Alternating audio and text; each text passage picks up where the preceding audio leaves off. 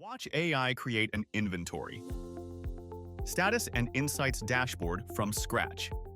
This is what we're building. This is the data we're working with. Let's create it live. We'll start by importing our inventory data. File uploaded successfully. Now we click Create Dashboard and watch the magic happen. Bricks AI is analyzing our inventory data, identifying key metrics like stock levels, supplier performance, and reorder points. It's automatically detecting relationships between stock quantities, values, and consumption patterns.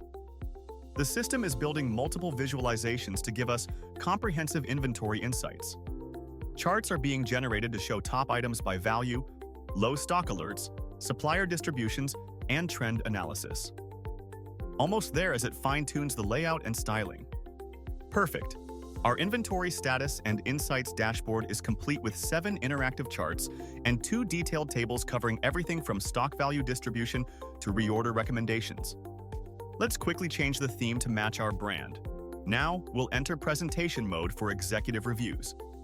This full-screen view is perfect for meetings, hiding all editing controls while keeping full interactivity. Stakeholders can explore data, hover for details, and drill down into specific metrics without distractions.